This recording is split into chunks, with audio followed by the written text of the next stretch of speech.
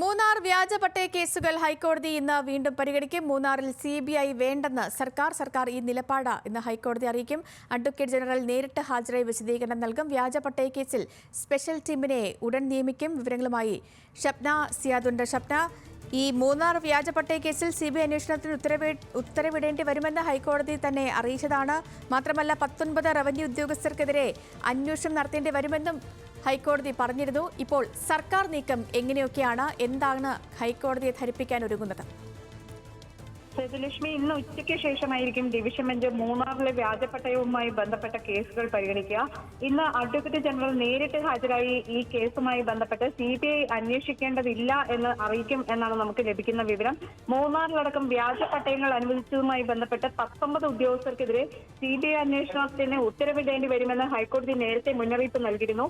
ഇത്തരത്തിൽ CBI അന്വേഷണം വേണ്ട എന്നുണ്ടെങ്കിൽ അത് ഏജ് വിശദീകരിക്കണമെന്നും കോടതി നിർദ്ദേശിച്ചിരുന്നു. നേരത്തെ രാജൻ മന്ദേക്കർ സമർപ്പിച്ച റിപ്പോർട്ടിന്റെ അടിസ്ഥാനത്തിൽ ആരോപണ വിധേയരായ 19 ഉദ്യോഗസ്ഥർക്കെതിരെ ശക്തമായ നടപടികൾ ഉണ്ടായിട്ടില്ല എന്ന് കോടതി തന്നെ വിലയിരുത്തുന്ന സാഹചര്യം ഉണ്ടായിരുന്നു. അതോടൊപ്പം തന്നെ ഈ ഉദ്യോഗസ്ഥർക്കെതിരെ ഗൂഢാലോചന കുറ്റത്തിന് അപ്പുറം മറ്റു വകുപ്പുകൾ ചുമത്തിയിട്ടില്ല എന്നും കോടതി ചൂണ്ടിക്കാണിച്ചിരുന്നു.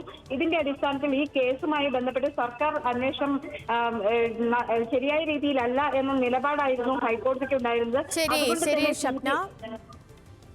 മൂന്നാർ വ്യാജ പട്ടയ കേസുകൾ ഹൈക്കോടതി ഇന്ന് വീണ്ടും പരിഗണിക്കാനിരിക്കുകയാണ്. CBI വേണ്ട എന്നുള്ള നിലപാട് സർക്കാർ ഇന്ന് ഹൈക്കോടതിയെ അറിയിക്കും.